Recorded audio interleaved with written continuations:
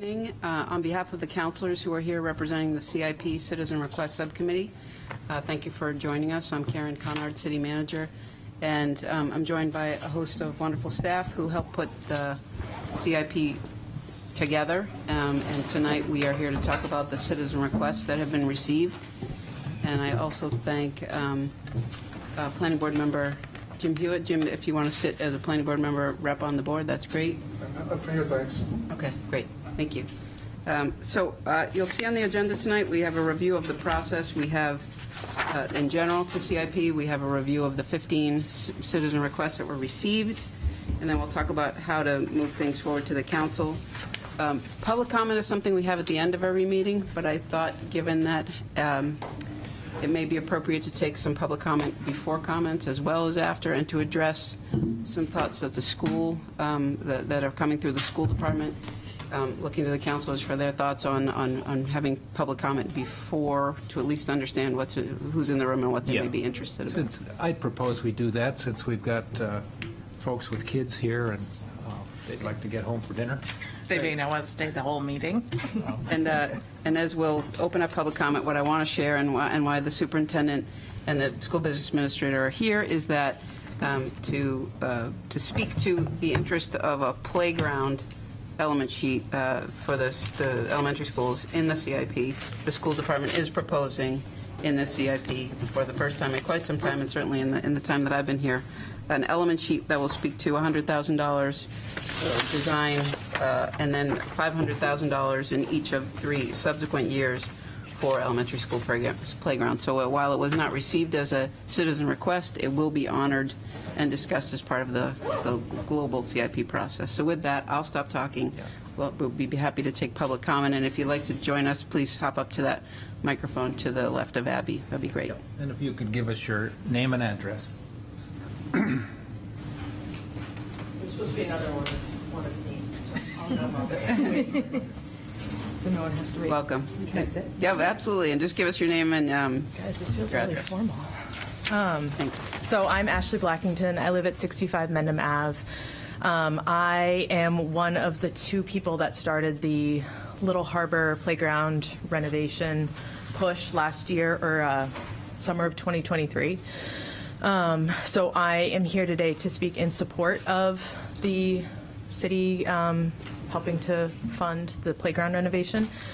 Currently, there's 22 playgrounds in the city of Portsmouth, plus the 3 elementary school playgrounds, none of which are ADA compliant, and that has come into more of a microscope with changes that came into effect in 2024 at a legislative level for the state.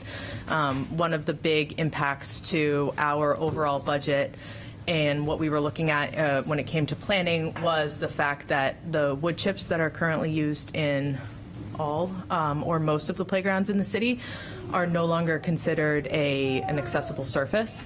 And the addition of this semi-permeable surface adds an additional $150,000 to each of the playground budgets, which is really it's a huge ask for parents who are currently the ones, as part of PTA fundraisers, that fundraise in order to have these playground renovations and remodels done.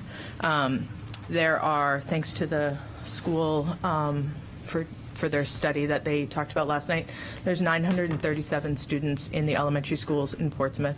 That means that 937 of the city's children every single day, 5 days a week that they're in school, go out to play on a playground that is not considered to meet the basic level of ADA compliance for accessibility, and they have no choice. So if you put the kids wherever you put them, they're going to play where they can find a space to play, whether or not it's accessible, whether or not it's safe.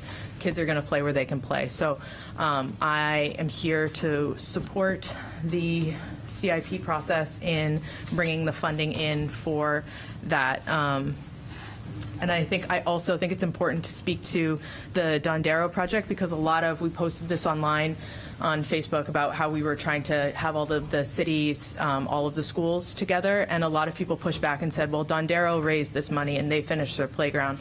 And one of the things that we learned in the process of meeting with other PTAs and PTOs is that the Dondero project is actually not finished, and because of the compliance changes that came into effect after Dondero, their playground is also not compliant. So yes, there are new structures out there. Yes, there are new pieces, but the playground is not finished and it's still not compliant, meaning that all of the 343 kids that go to Dondero, whether they have physically visible needs that are different for accessibility, they don't have a playground that they are able to access for all of the students.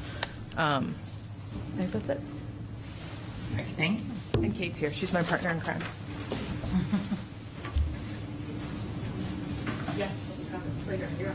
Anyone else want to come up and speak?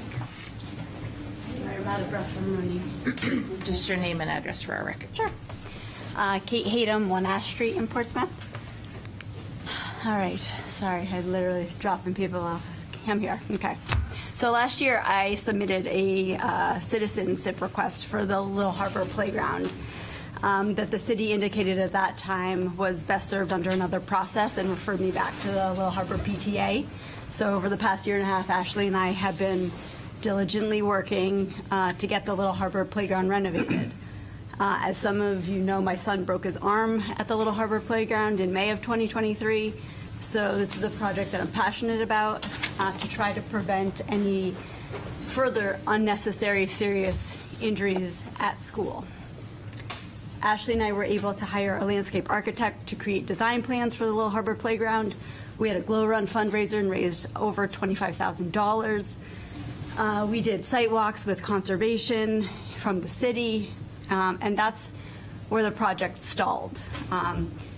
Because of the location of the Little Harbor Playground being in the wetland buffer zone, it requires extensive permitting, which requires hiring civil engineers, wetland specialists, and among other specialists to get the conservation permitting done through the state and through the city.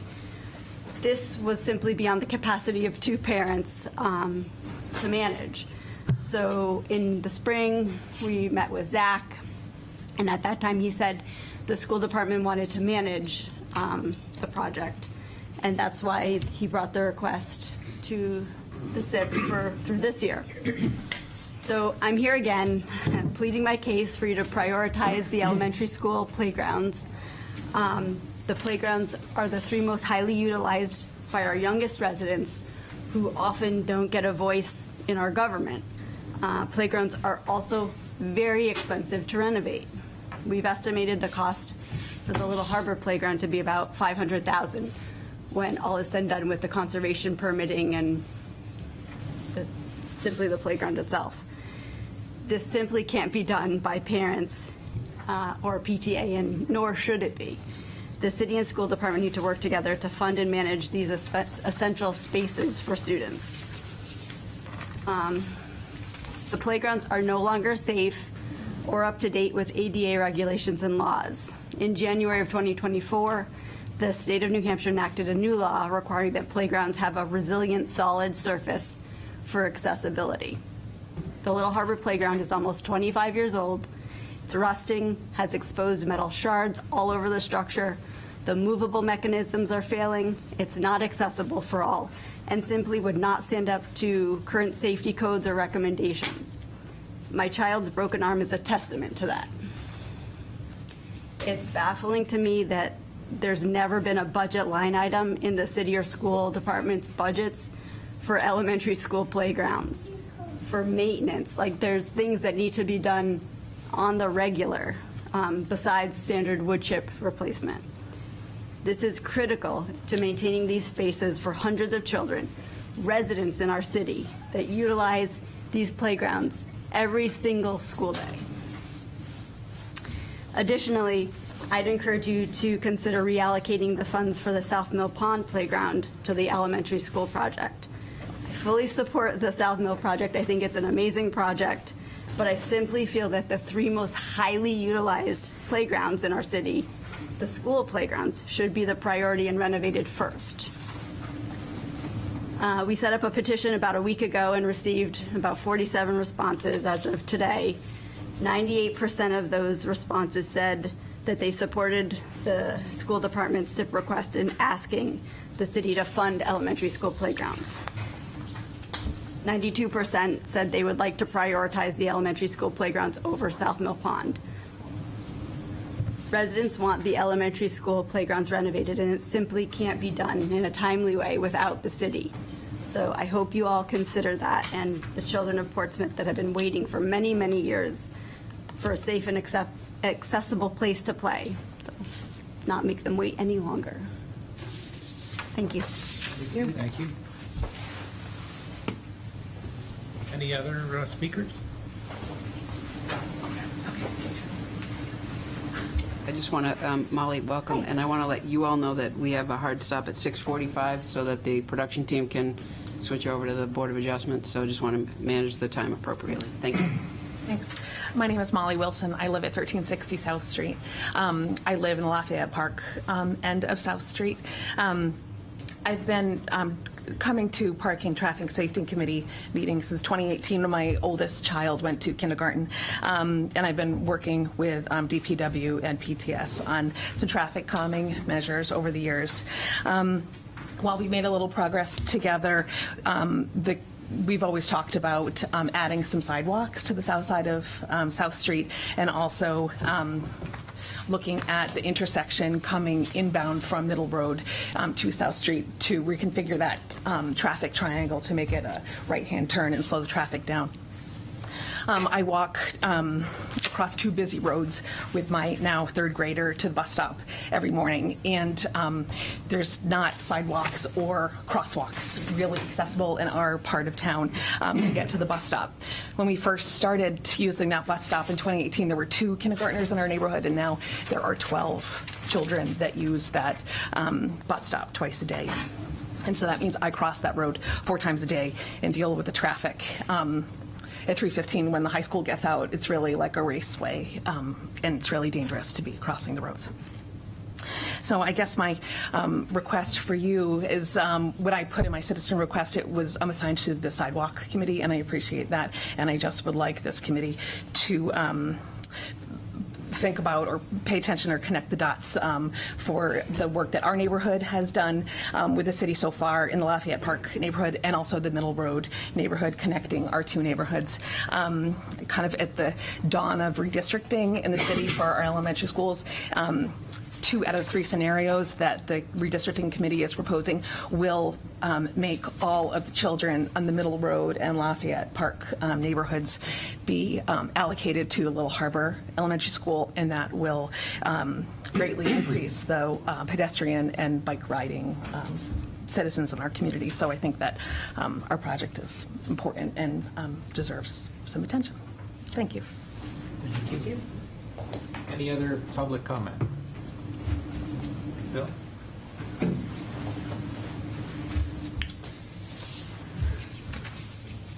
Good evening. I'm William Lyons, 62 Mendham Avenue, Portsmouth, a member of the Sustainability Committee. And I'd like to support the CIP proposal for a Portsmouth microtransit feasibility study.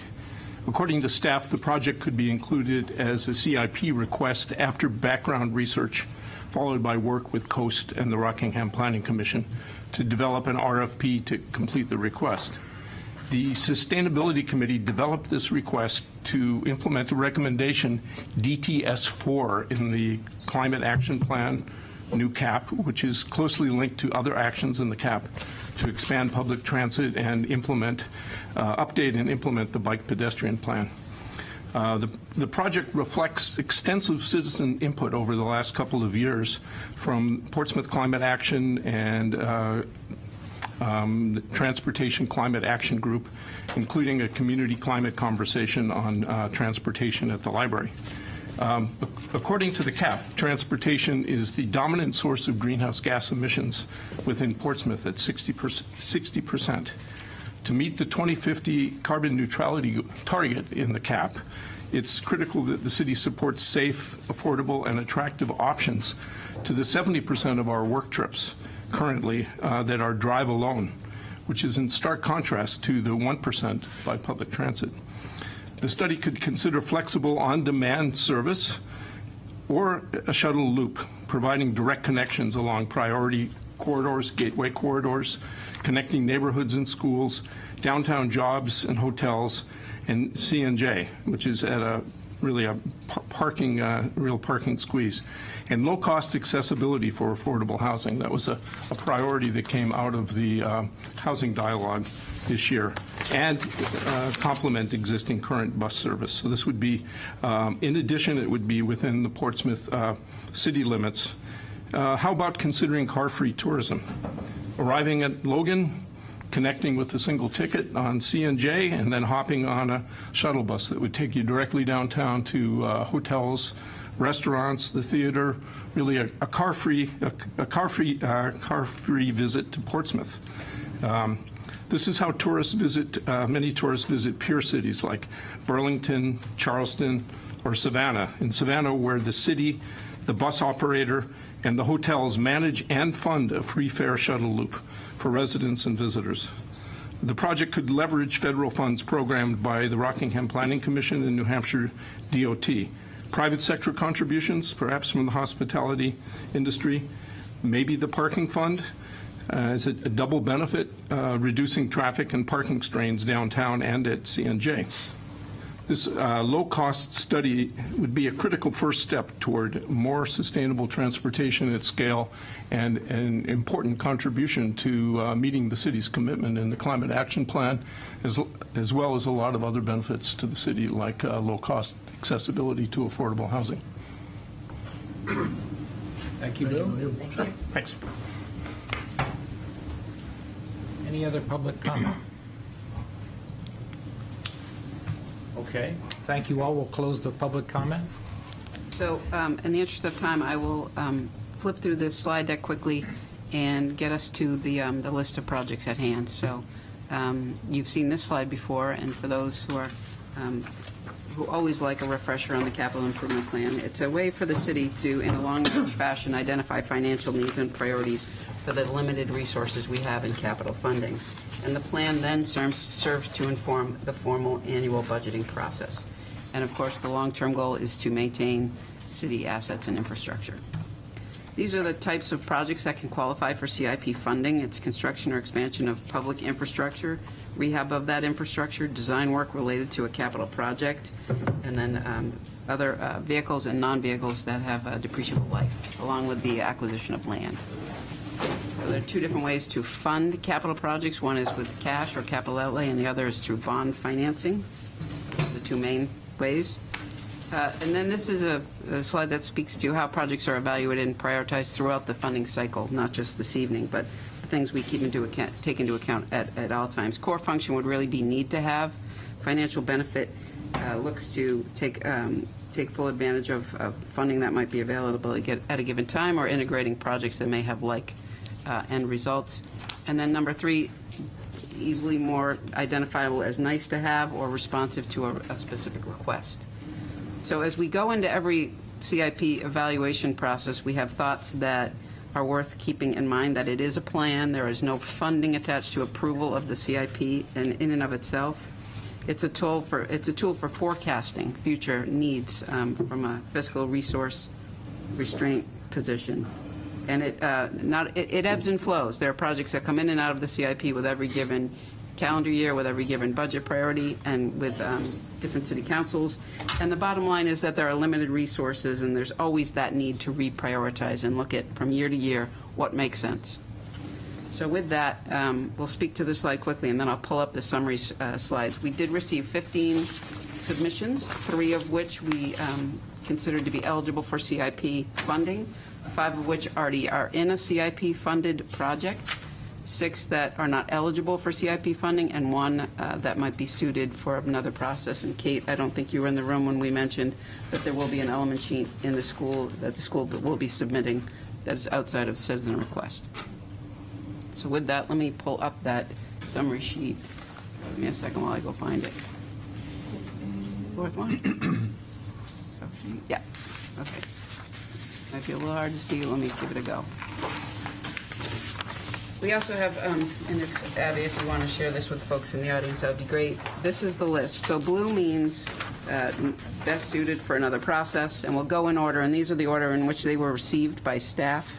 if I'm not mistaken. Blue is best served by another process. Green is eligible. Yellow is already in our CIP, and red is not eligible. So that's what we provided by way of a summary. We will now go to the items themselves. How do I do that? Did the tab just get closed? Give me close. feedback on the playgrounds before we get going.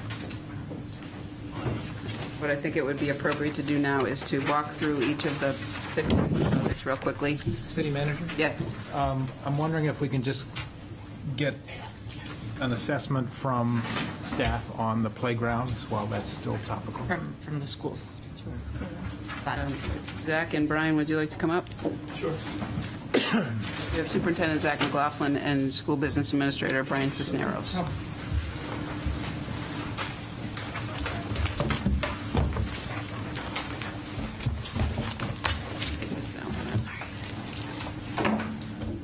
So I think the city manager spoke to this before, a little bit before, and kind of previewed what you'll see from us in the CIP proposal this year. This would include an element sheet that spans across 4 fiscal years. Starts in 26 with $100,000 for planning, permitting, engineering. And then in 27, 28, 29, in order would be Little Harbor School, which would include the core playground at Little Harbor, and then PEEP, which is a separate preschool facility, has separate regulations and has have a separate kind of build off to the side.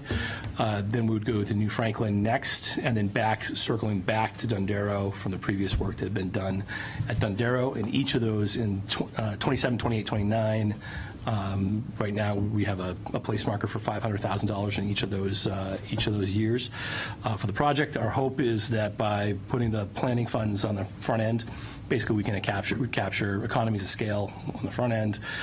We also can have design elements that are similar, which I think right now the conversation is a combination of kind of more.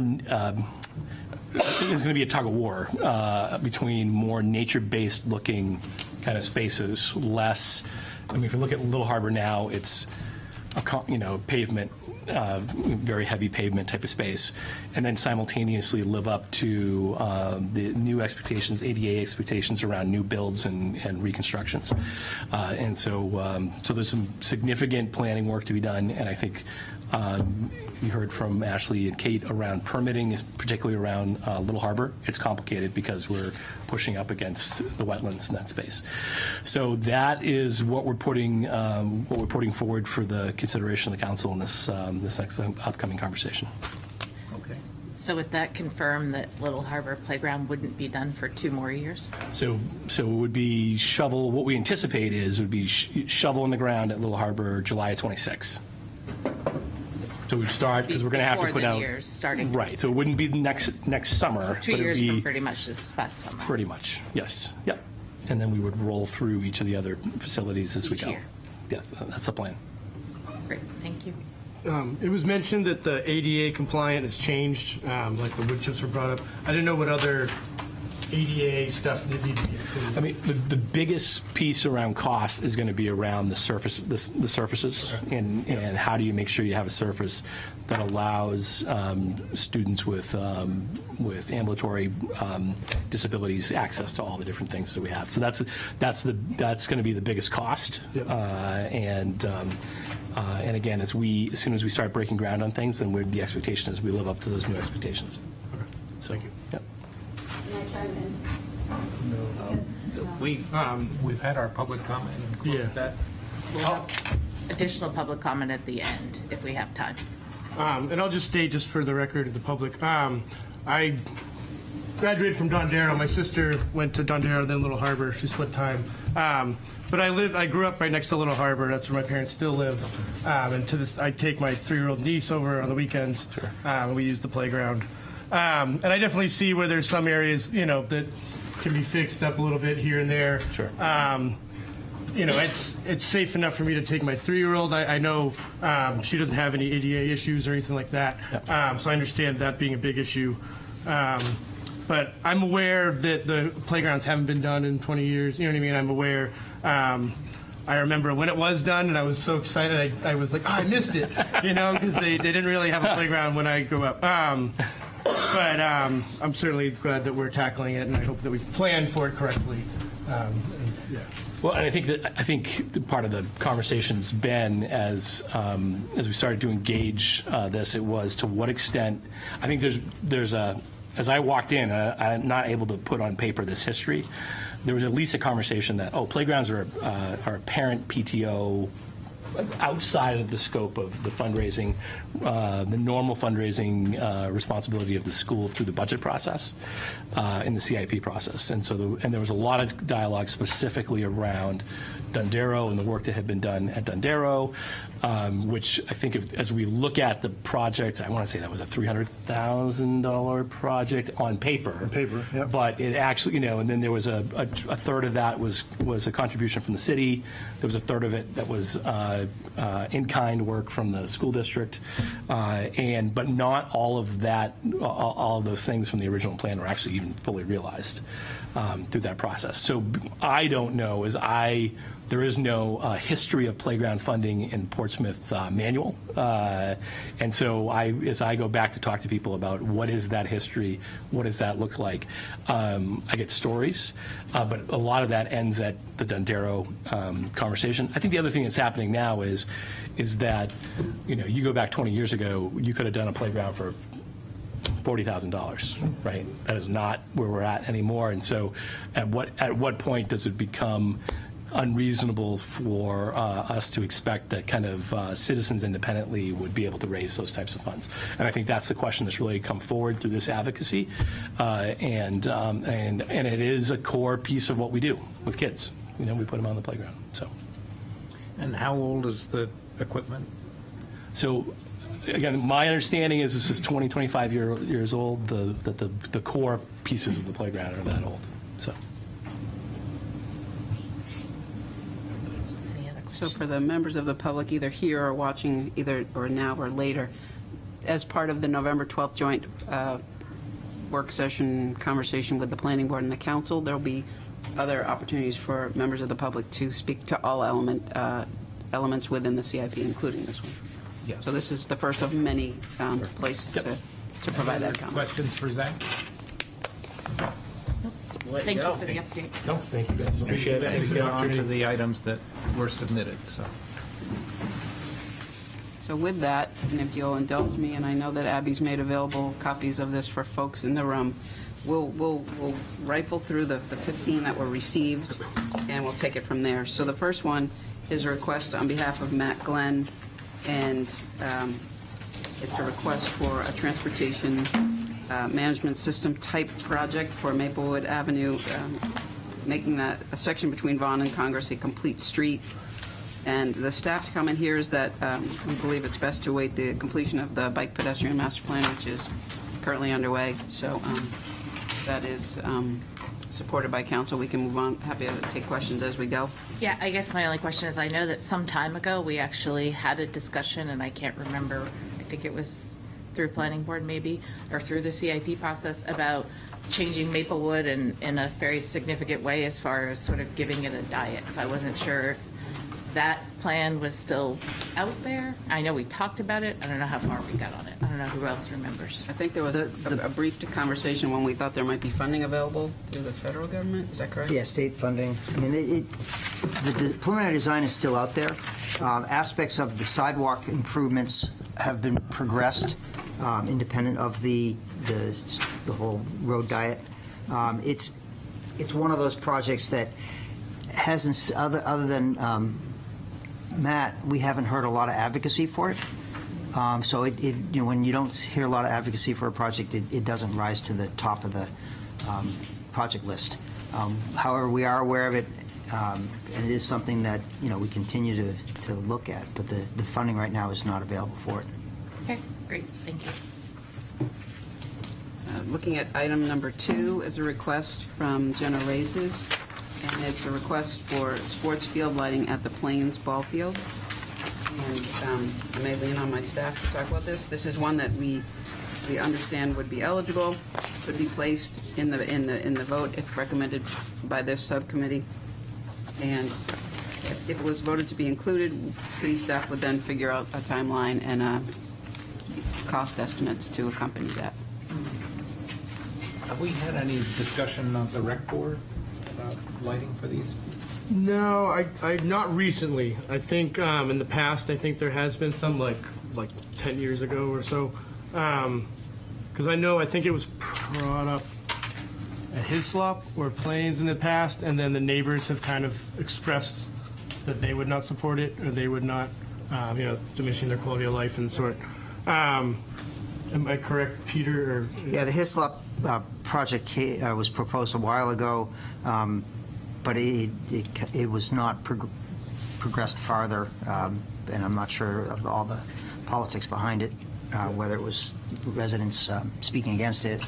But I thought at the time, part of it was that the Little League was going to raise the funds to do it, and I think they realized that it's a significant amount of money, so that probably gave them pause as well. yeah. A project like this, I know we don't have estimates, you know what I mean, but I imagine it'd be a multi-million-dollar project. For the lighting, it'd probably run in the order of $400,000. Okay. Depends on the foundations. I think the soils there are pretty decent, so Yep. because each light pole needs a foundation associated with it. And because like Central Field, there's already lighting. Power there, yeah. Right, there's power. There's the the tennis courts. Larry Field's already lit, and then you're abutting the library and middle school. My concern. As a baseball player, I love lights, but my concern would be affecting the neighbors, on the Plains Field, because I don't know if they're. I know that you got the skate park now, but those are a bunch lower lights. Those are different.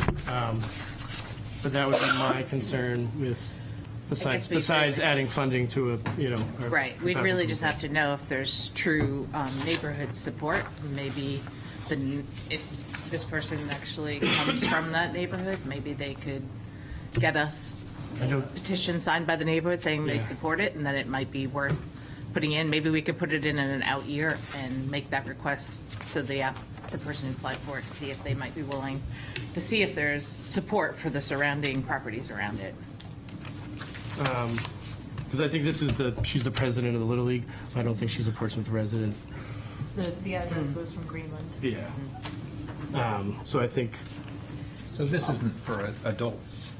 no, because the Little League fields are not sized. Like I can't. If I go in there, I'm breaking windows. Hopefully. Slug it. Yeah. I think you're very good, right? Like, even 13-year-olds, once you get to 13, Right. the field's too small.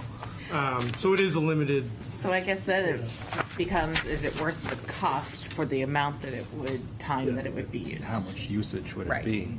Right. Is it 5 nights a week? Is it 1 night a week? Is it 1 night a month? Do we know how much it gets used or wouldn't be used? Have we asked that? I think it was described. That could be part of the process. Yeah, that's Trying what to figure That's what they said. It would increase the usage. They could The begin to ability host to- 2 games per night instead of 1. So that basically doubles the number of games. They could also host tournament games, sort of off-season. So if it would, the recommendation of the subcommittee is something we could put time and energy into putting a cost estimate together, but I heard you say it'd be good to know how the neighborhood feels about it. Yeah. I think we need to know how the neighborhood would feel before we spend any extra money. Okay. Project number 3, there's a request from Effie Malley, and it relates to EV charging infrastructure at the Bridge Street lot. And after 2 very long years, Peter Rice would be happy to tell you, but I'm stealing his thunder, that the 2 charging stations, which allow for the charging of 4 cars at any one time, are functioning in the Bridge Street lot. So that is good to go. Item checked. Yay! That's very exciting. That's good to hear. A lot of hard work, a lot of time. Yeah. Item number 4 is a request also from Effie Malley, and it was deemed not to be eligible, and it would be the establishment of a stormwater utility fund. It could be something that the city council, as the policymakers, decide to do, but it would be outside of the formal CIP funding process. It would be known as an enterprise fund. We have looked at that, or been looking at that, right? And we will continue to talk about that outside of CIP. Okay. And we have the enterprise fund created. Correct. Request number 5 is again from Effie Malley, and it is not, it is related to electrifying the school bus fleet, and it's been deemed not to be an eligible project. If you'd like more in-depth information, Nathan Lunny's here, as well as Zach and Brian still. But the idea is that it's not a city asset, and Because we and do as these such- by contract, right? We have no control over that. That's certainly an interesting concept. Request number 6 from applicant Effie Malley is to increase citywide trees and public greenery program. And while you are familiar in that this is an existing project, what we would advocate for is that the current funding is appropriate for what the staffing level and the maintenance ability, the ability for our staff to currently operate and maintain. And it also speaks to the availability or the limited availability of real estate in city rights-of-way that would still be considered suitable for tree plantings. Item number 7, request from Effie Malley relating to a green building fund, to seed a green building fund, and similar to the conversation about stormwater utility, to fund something else would not be an eligible use of CIP funds, but could be a separate policy conversation that the council could have. And we know from our energy committee that there is an active building energy conservation program underway.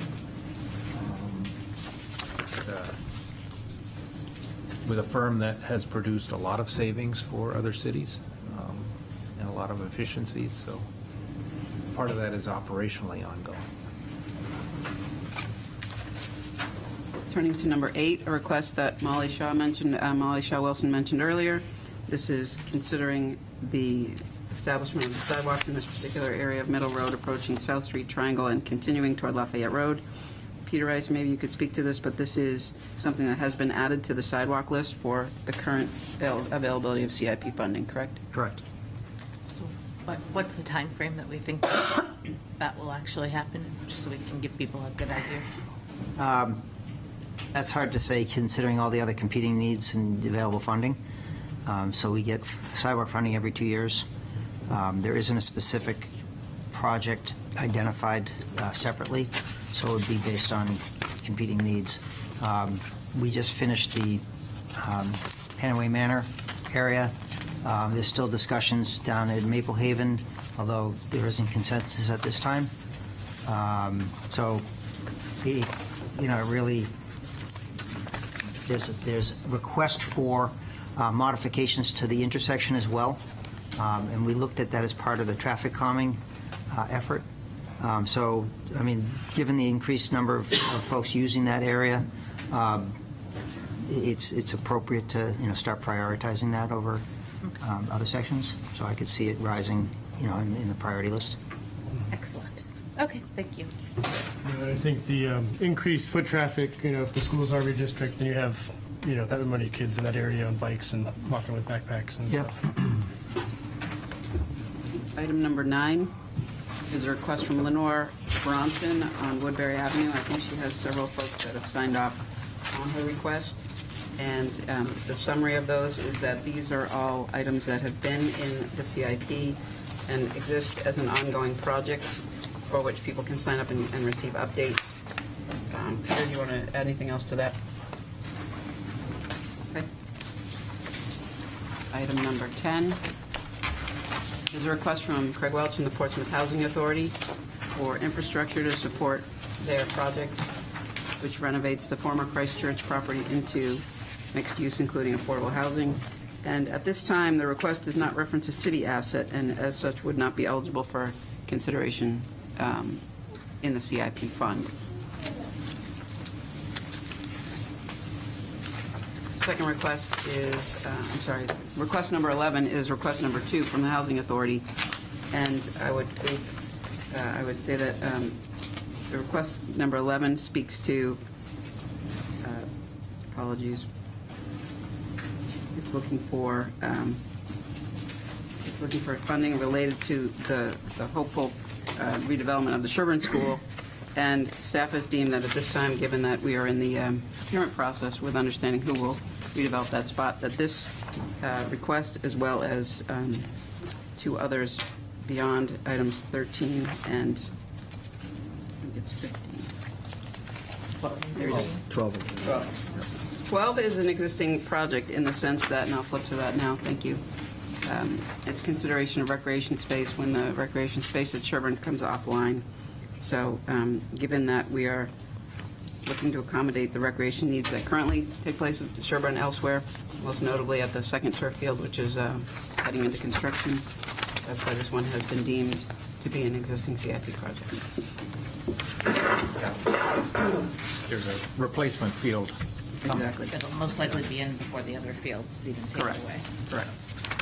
And lastly, as mentioned before, item number 13 is premature, given that it's not clear who will be the redevelopment entity for the Sherburne School. Item number 14 is deemed to be a CIP eligible item received by the Sustainability Committee, and Bill spoke to it earlier during public comment. This is considering a microtransit feasibility study, and the staff comments below suggest that the city could work with Coast and the Rockingham Planning Commission to determine if a study or information addressing this request has been completed, and we could do more due diligence depending on the support from the subcommittee and the full council. I know I fully support this because looking at transportation regionally and really more public type transportation, it would be nice to know the different things that we can do. So happy to. Yeah, I completely agree. I think, as we look at being sustainable, trying to reduce cars and just accessibility and, I think it's really important. Well, and some kind of shuttle loop, or it really would be a combination, right, of coast, maybe microtransit, and maybe a shuttle loop all integrated, but some way that the missing piece for housing is It would be nice if we could get our transportation. neighbors to buy into this too and maybe expand it even beyond Portsmouth if that's possible.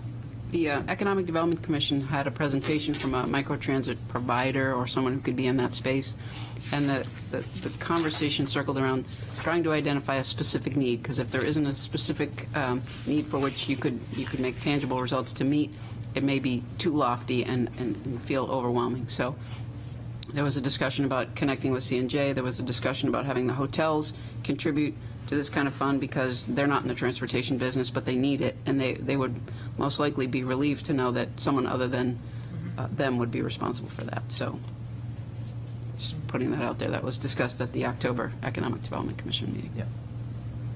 Yeah, I'd like to see this move forward and go into the plan and try to get some more information as to Yeah. who could be partners and where it would go and how much it might cost to do a plan like this, or a study, however they're calling it, a study that would lead to a plan. And even just what's the preliminary scope that we'd be looking at? And it is one of those hard, like chicken or the egg kind of, situations where if we have you create the transit, then people can plan on relying on it. So I understand that it has to provide a need from the get-go. So that's the hard part of it. Well, that's why Portsmouth doesn't have it. Right. We talked about a broad-based citywide plan, and then the thought was scale it back to something you could test out Yeah. and see if it worked. And then if it worked, you could theoretically expand it, given interest in funding. So we heard 3 positive comments for that. And the last item, number 15, is a request for a city fleet decarbonization plan, and that it could be certainly deemed eligible.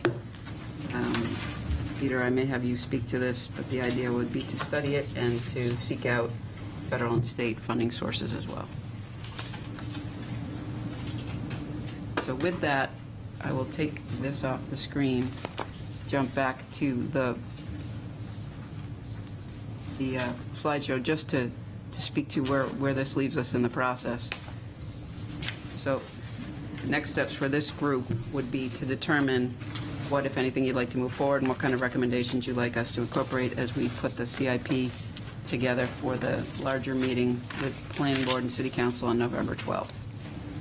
And I will look to Abby, who is the keeper of all this material. Anything else you want us to mention at this point before we take a pause and find out what this group would formally like to recommend? As long as I know exactly which ones we're putting in. Well, I guess, so the last one, the city fleet decarbonation plan, I guess it'd be nice to have a little bit more information around what the scope and cost to do that, to put it in the CIP. That would be really handy. Just some more information around what would be the outcome. And so that we can look at the cost versus the benefit as far as doing Sorry, that. if I could. Yep. If you're speaking to the cost of the study, and that's, not that significant compared to the implementation side of it, the hope would be that the study would be enough to identify, how would charging stations, what types of vehicles would be appropriate to transition over, and what the costs associated with that transition would be.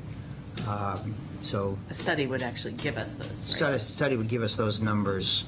Okay. There's been evolution of electrifying fleets. The equipment is still, anything other than That's it. sedans and SUV type vehicles are very expensive. And there's not a huge amount of track record out there with them. Pickup trucks? Pickup trucks, there are some, yeah. Good. I mean, I would imagine there's a certain amount we can do just as replacing rolling stock. We could look at that. Rolling stock is about, it's in the millions of dollars for each division.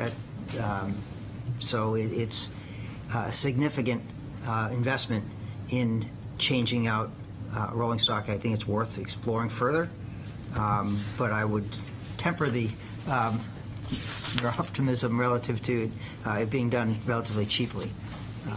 And then you have to have the charging facilities to be able to do that, and that's a significant investment in and of itself. We could research the cost to perform a study like that. Just so at least we'd have all the facts. Yeah. And there may even be grant funds to do the study itself. Excellent. would I like think that that'd be- idea. Yeah. I think that's the next step. All right, so you're looking for more information on number 15, But I'd say we're, number 14. And before we move forward with what was known as number 2, the lights at the Plains Field, you're looking to see if there's community support for that. Yep. I would like some outreach to the community before it gets thrown in the CIP. Just, I think it'd definitely be a benefit. I just don't want it to, affect anyone's, cost. Their living. I don't want to. Yeah. There are properties that face that. Yeah, and I mean, right now, Face that. like at night, because it's on my way home, Plains Field, it's very dark, right? So I think that neighborhood's used to that. There are 3 houses. There's a Sherburne Farm there. There's, but there's also some houses kind of that go up behind it there. Yeah. But I wouldn't want it to negatively affect anyone's quality of life. That's all. Yeah. it is, I am impressed, though, that they're talking about doubling the number of games on the average night. Yeah, I do. And I know as a coach, it's hard to schedule games just with everything else going on. It's hard to have them on Friday nights because families have their things, or Sundays. But having 2 games, on a Tuesday or Thursday night creates a lot more, usage time and use of the field. And just to confirm, if we put up lights like this, they don't have to be on if there isn't something scheduled, No. right? Correct. They'd only be on if there was a game. Yep. Okay. I just want to make sure they just weren't on all the time. And I wouldn't want those lights, to be, like, I wouldn't want the playground stuff to be put behind or any other, I wouldn't want to take priority over that Right. stuff. Okay. The only other Yes. slide we wanted to show is to remind folks of the timeline. We are at the October citizen request meeting. We have 3 public, really 4 opportunities for public comments starting November 12th. There will be a joint work session with the council and the planning board. At the planning board's November meeting, there will be, it's going to be a joint public hearing with both city council and planning board. This is really designed to capture all the feedback at once rather than hold 2 sets of conversations. And the planning board would vote to recommend what they thought was appropriate to the council at their November meeting, and then the council would be asked to adopt the CIP as presented, essentially 3 months before you're used to, because it will help us better inform the budgeting process, which we would already starting in earnest, but that will start rolling out in January. So that is the end of our formal presentation. I think we understand the recommendations. I don't think this, do we need you to take a vote? What do we typically see before we have the information we need? I mean, so from what I'm understanding, we're not putting anything in at this time. We're getting some feedback for the next meeting, correct? I think so. I mean, I think all of them could go in, but they have to go in and make sense, right? Yeah. Cost-wise, time-wise. Yeah. Okay. Make it make sense. Would it be appropriate to ask one or all of you to report out at Monday's meeting how this went? It can just be verbal. Yeah. Sure. Okay, great.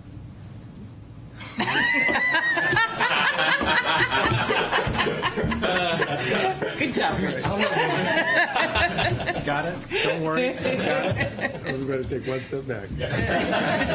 Like between now and tomorrow noon, I don't have time to do that. Last course of business, do you want to take public comment again? That's your... Yeah, if anyone else Have wants to time. speak, I'm more than willing to listen. Again, Kate Hatem, 1 Ash Street. And I just wanted to chime in with a couple of, to be able to answer some questions that you asked Zach that I had the answers to. One was at Little Harbor, when we worked with the landscape architect, he created a budget and a sheet for us on all the estimated expenses given the plan that he drew up and designed for us. At that time, the pour in place, which is the rubber material that's our understanding, the new law that went into effect in January of 2024, that's what the law is referring to. That cost in and of itself at Little Harbor would be $150,000. So with that at all the playgrounds, to make all the playgrounds ADA accessible, that cost is substantial. So that was one piece of it. And then, Rich, I appreciate that the playground is, your thoughts about it being safe enough. I once thought that too before my kid broke both bones in his forearm. And my point to that is I did bring with me the New Hampshire Department of Health and Human Services that has a playground safety suggestion list. And just quickly, like not at the playground right now, I went through it. And there's 19 things that says suggested maintenance, and 9 out of the 19 that I could remember from my memory, there might be a few more on there that we could check off, are not sufficient at Little Harbor right now. So while New Hampshire doesn't have a law mandating a playground safety checklist, they do make recommendations. And right now, at least at Little Harbor, and I'm sure New Franklin is the same, they're grossly out of date, out of safety compliance with the recommendations. So I just wanted to speak to that as well. So if anyone wants to take a look at it, I'm happy to share it, or you can find it at DHS if you want to. Yeah, I'm happy to. Yeah. Because this is also suggested playground maintenance checklist. They also give suggestions for leaders and planners and installers. So I just went through that one. Thank you. So, thank you. Great, thank you. Anyone else want to speak? Come on up. Anyone? Anyone? I don't see anyone else getting up. And I think our producer would let us know if there were folks on Zoom, Zoom? but he's taping this. So with that, I think we're adjourned. Thank you to staff. Thank you to the members who continue to serve on the committee.